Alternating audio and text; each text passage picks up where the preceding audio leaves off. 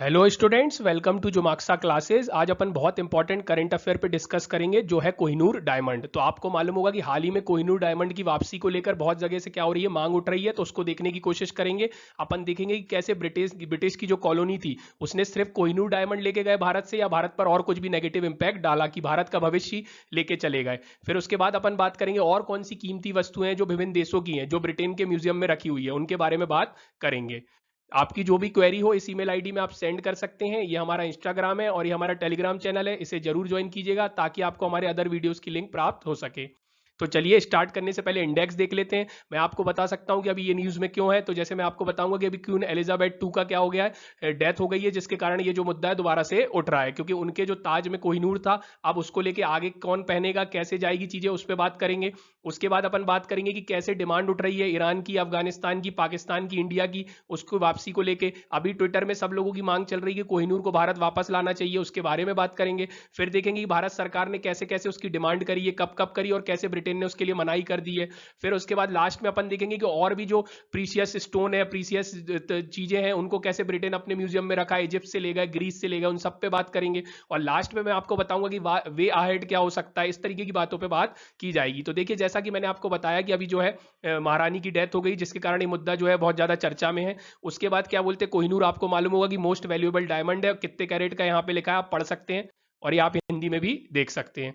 अब अपन बात करते हैं रियल ओनर कौन है कोहिनूर डायमंड का। तो इसकी हिस्ट्री देखने की कोशिश करते हैं और उसके बाद आपको समझ आएगा कैसे विभिन्न देशों द्वारा इसकी मांग उठ रही है। तो देखिए, सबसे पहले 14 सेंचुरी में माना जाता है कि जो डायमंड है वो गुंटूर आंध्र प्रदेश के पास काकती डायनेस्टी के पास आया था। सबसे पहले उनने उसको वहां से निकाला था खदान से। उसके बाद माना जाता है कि जो अलाउद्दीन खिलजी का सेनापति था या जनरल था एक तरीके से, मलिक काफूर, आपने पिक्चर भी देखी होगी जो रणवीर सिंह की आई थी, उसमें मलिक काफूर भी दिखाया गया है। तो उसने क्या किया था, जब वो साउथ के अभियान में जाता था तो वो क्या करता था, हिंदू टेम्पल वगैरह को नुकसान पहुंचाता था, और वहीं से उस वारंगल से उसके पास आया था कोहिनूर डायमंड। तो अब आप देख सकते हैं कि कैसे काकती वन से वो अलाउद्दीन खिलजी के पास आ गया, मलिक काफूर के पास।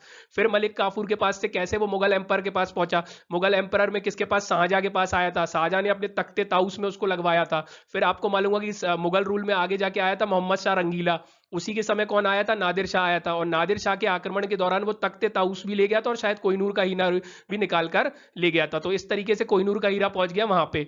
फिर वहां से क्या हुआ था, आगे जाके उनकी पीढ़ी में शाह सुजा नाम का राजा आया था, शासक आया था, जिसने रणजीत सिंह को दिया था वो हीरा। क्यों दिया था, तो रणजीत सिंह ने उसकी मदद करी थी और उसको एक युद्ध भी जितवाया था। इस तरीके की जो है हिस्ट्री में चीजें प्रचलित हैं। फिर रणजीत सिंह से क्या हुआ, रणजीत सिंह की जब मृत्यु हो गई तो उनके बेटे के पास आ गया, उनके बेटे दिलीप सिंह के पास आ गया। और आपको मालूम होगा कि दिलीप सिंह से क्या हुआ, जब युद्ध हुआ तो ब्रिटेन से क्या हुआ, जब पंजाब सिख रूल हार गया, उसके बाद क्या हुई, ट्रीटी ऑफ लाहौर हुई। उस ट्रीटी ऑफ लाहौर से वो किसके पास आ गया, ब्रिटिश के पास आ गया, और जाकर वहां पे अब वो ब्रिटिश के म्यूजियम में रखा हुआ है।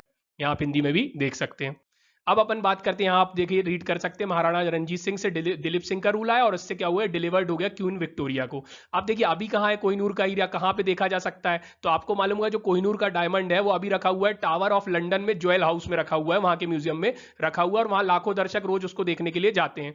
फिर उसके बाद आपको मालूम होगा ट्रीटी ऑफ लाहौर से क्या हुआ था, इस चीज को उन लोगों ने, ब्रिटेन ने प्राप्त किया था। इसलिए जब भी ब्रिटिश से मांग की जाती है तो वो ट्रीटी ऑफ लाहौर का हवाला देते हुए मना कर देते कि हमने तो लाहौर की ट्रीटी से लिया था, हम किसी को भी ये जो है वापसी नहीं करेंगे। यहाँ आप हिंदी में भी देख सकते हैं।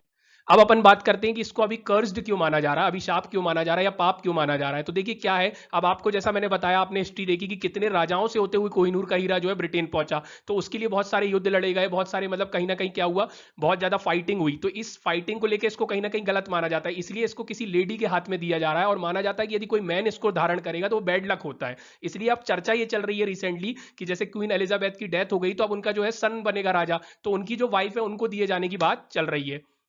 यहाँ आप हिंदी में भी देख सकते हैं। अब अपन बात करते हैं कि return of Kohinoor diamond demand by India. तो कैसे कैसे इंडिया ने डिमांड करी है कि जो कोहिनूर का हीरा है वो इंडिया का है। हिस्ट्री तो यही बताती है और इसके बहुत सारे साक्ष्य भी हैं, प्रूफ भी है, एविडेंस भी है।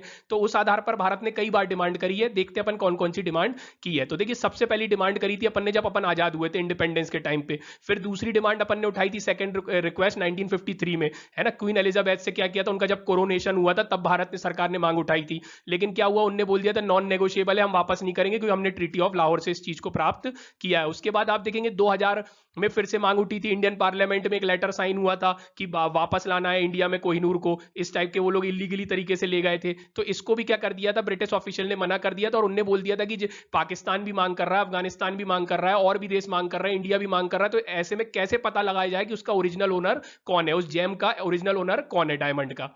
तो आप यहाँ हिंदी में भी देख सकते हैं। तो देखिए फिर उसके बाद आगे बात चढ़ी, तो जैसे अब ब्रिटिश ने किससे लिया था, किंग से लिया था, दिलीप सिंह से। तो फिर क्या हुआ, अभी हाल ही में एक पीआईएल दाखिल हुई सुप्रीम कोर्ट में, जैसे पब्लिक इंटरेस्ट लिटिगेशन कहते हैं, 2016 में दाखिल हुई थी। तो उसमें यह बात करी गई थी सुप्रीम कोर्ट में कि कोहिनूर का हीरा है जो वो वापस लाना है, उसकी दलील दी गई थी। तो अपने जो अटॉर्नी जनरल साहब हैं उन्होंने ये बोला था कि जो डायमंड है, जिस तरीके से यदि भारत जो है अपन उनकी मांग करेंगे और ब्रिटेन से जो है म्यूजियम से डायमंड लेकर आएंगे, तो इस तरीके से और भी देश जो होंगे वो भारत के म्यूजियम से डिमांड करने लगेंगे कि हमारी चीज को वापस कर दो। तो इस तरीके से भारत का जो म्यूजियम है वो प्रिक्योरियस सिचुएशन में आ जाएगा, है ना, उसमें नेगेटिव इंपैक्ट होगा। तो आप हिंदी में भी देख सकते हैं। तो इस तरीके से मैंने आपको सारी दलीलें बताई, कैसे कैसे दलीलें उठी, डिमांड उठी, और कैसे उनको जस्टिफाई किया गया, और कैसे अटॉर्नी जनरल साहब का मैंने आपको स्टेटमेंट बताया। अब मैं आपको बता रहा हूँ वे अहेड क्या हो सकता है। तो देखिए जब वो पब्लिक इंटरेस्ट लिटिगेशन दाखिल की गई थी तो सुप्रीम कोर्ट ने ये बोला है कि जो पिटिशनर फाइल कर रहे हैं वो एक कॉम्प्रिहेंसिव एफिडेविट बनाए, जिसमें क्या हो, सारे डायमेंशंस को कवर किया जाए कि जो भी कोहिनूर हीरे पे लेके साक्ष्य है, एविडेंस है, कैसे वापस लाना, पूरे डायमेंशंस पे बात की जाए, और एक कॉम्प्रिहेंसिव प्लान बनाकर मिनिस्ट्री ऑफ एक्सटर्नल अफेयर और यूनियन मिनिस्ट्री ऑफ कल्चर से कंसल्ट करने के बाद दाखिल किया जाए। तो आप यहाँ वे अहेड देख सकते हैं, यहाँ भी आगे का रास्ता हिंदी में आप देख सकते हैं। अब अपन बात करते हैं other precious item where also taken away by Britain. Britain के पास क्या है, ब्रिटेन के आपको मालूम है कि ब्रिटेन के पूरे वर्ल्ड में बहुत सारी कॉलोनी थी, तो उन्होंने कहीं ना कहीं से कोई ना कोई प्रीशियस चीज को ले जाके अपने म्यूजियम में रखा है, ऐसा इतिहास बताता है, ऐसा इतिहास में लिखा है, या ऐसा उन देशों की मांग हो रही है। जैसे आप देखेंगे टीपू सुल्तान की रिंग, तो जब टीपू सुल्तान उनसे बैटल हारा था तो उनकी रिंग, टीपू सुल्तान जो हाथ में रिंग पहनते थे वो भी वो शायद ब्रिटेन यहाँ से ले गए थे और वहां पे ब्रिटेन के म्यूजियम में रखी है। यहाँ आप टीपू सुल्तान की रिंग देख सकते हैं। फिर इसी तरीके से रोसेटा स्टोन भी ले गए, एल्गिन मार्बल्स भी ले गए, और great star of Africa diamond भी ले गए। यहाँ आप देख सकते हैं कि जब वो अफ्रीका की कॉलोनी रही तो वहां पे बैटल जीतने के बाद या वहां से वो डायमंड को कहां ले जाके रख लिया है, ब्रिटेन के म्यूजियम में रख लिया। तो आप यहाँ इनकी पिक्चर्स देख सकते हैं, great star of Africa diamond है, यहाँ आप देख सकते हैं कि ये रोसेटा स्टोन है यहाँ पे, और ये आप रोसेटा स्टोन कहाँ का है, तो ये इजिप्ट का है। फिर आप एल्गिन मार्बल्स देख सकते हैं, तो ये ग्रीस के हैं। तो यहाँ आप पिक्चर्स देख सकते हैं, आपसे कहीं कोई भी एग्जाम में पूछा जा सकता है। अब यहाँ हिंदी में भी आप देख सकते हैं। अब अपन बात करते हैं, देखिए कोहिनूर हीरा की बात नहीं है, जैसे आपको मालूम है कि अपन ब्रिटेन की कॉलोनी रहे कई सालों तक, कई सौ साल तक रहे, तो ब्रिटेन सिर्फ कोहिनूर का हीरा थोड़ी ले गया, भारत का भविष्य भी ले गया, इंडिया का फ्यूचर भी ले गया। कैसे ले गया, तो देखिए अभी इकोनॉमिस्ट है ओडेड गेलोर, इनने एक्सप्लेन किया, इनकी एक किताब है, किताब आप जरूर पढ़िएगा या इसके बारे में जानकारी लीजिएगा। उन्होंने इस किताब में बताया कि कैसे भारत एक एक्सपोर्टर हुआ करता था सामानों का, प्रोडक्ट्स का, और वो एक इंपोर्टर बन गया। तो ये किसकी देन थी, तो उन्होंने बोला ब्रिटेन की देन थी। जैसे आपने हिस्ट्री में पढ़ा होगा कि ब्रिटेन ने क्या किया था, भारत में क्या किया, पहले तो भारत में आए, भारत से फिर क्या किया, भारत में इंडस्ट्री वगैरह लगाने लगे, उसके बाद भारत के उद्योग धंधों को क्या उन्होंने नेगेटिव इंपैक्ट किया, फिर वो भारत में वही चीज उगवाते थे जो उनकी जरूरत की थी, और यहां से वो कच्चा माल रॉ मटेरियल ले गए कहां पे, ब्रिटेन में रॉ मटेरियल ले जाके अपनी इंडस्ट्री में उन्होंने सामान बनाए, और वही सामान बना के कहां बेचे, भारत में बेचे। तो अब आप देखेंगे एक तरीके से एक कंट्री जो भारत थी, जो एक्सपोर्ट किया करती थी, उसको इंपोर्टर बनाकर छोड़ा, उसी से रॉ मटेरियल खरीद रहे हैं और उसी को सामान हाई वैल्यू में बेच रहे हैं। तो इस तरीके से अपने यहाँ जो है सारे उद्योग धंधे जो थे उनका पतन हो गया। आपने ददनी प्रथा भी सुनी होगी और बहुत सारी चीजें सुनी होंगी, उनकी भू राजस्व व्यवस्था भी उतनी शानदार नहीं थी, उसमें भी बहुत सारे क्या थे, फ्लॉज थे। तो इस तरीके से सारी चीजें हुई, तो आप देखेंगे एक तरीके से भारत को क्या हो गया, धन की कमी हो गई, इकोनॉमी भारत की बिगड़ गई। और जिस देश की आप समझेंगे इकोनॉमी बिगड़ जाएगी तो उसमें शिक्षा के लेवल पे तो नेगेटिव इंपैक्ट पड़ेगा ही, क्योंकि जब व्यक्ति के पास खाने को पैसे नहीं होंगे तो वो एजुकेशन में कैसे खर्च करेगा। और एक तरीके से आप देखेंगे कि जब भारत में ये सारी चीजें की जा रही थी, वहीं ब्रिटेन में और भी जितने देश हैं वहां पे क्या किया जा रहा था, अपने लेबर को स्किल्ड किया जा रहा था, अपने लोगों को, ह्यूमन रिसोर्स को प्रोडक्टिविटी में बदला जा रहा था। तो इससे क्या हुआ, जो आज आप जितने भी डेवलप्ड नेशन देखते हैं वो इसलिए आगे निकल गए क्योंकि उन्होंने सही समय पे अपने ह्यूमन रिसोर्स पे क्या किया, प्रोडक्टिव काम किया, उसको पॉजिटिवली इंपैक्ट किया, और भारत को क्या किया, नेगेटिवली इंपैक्ट किया। और इसके बारे में डिस्कस करेंगे अपन कभी डिटेल में। तो इस तरीके से आज का अपना टॉपिक कंप्लीट होता है। मैंने सारी डिटेल बताने की कोशिश करी आपको। यदि पसंद आया हो तो आप लाइक शेयर सब्सक्राइब जरूर कीजिएगा और ज्यादा से ज्यादा लोगों तक इसको पहुंचाइए ताकि सबको इसकी जानकारी हो सके, क्योंकि ये बहुत ज्यादा अभी क्या है, ट्रेंडिंग मुद्दा है, ट्विटर पे भी इसको लेकर कई मांगे उठ रही है। तो चलिए, thank you, thanks for watching.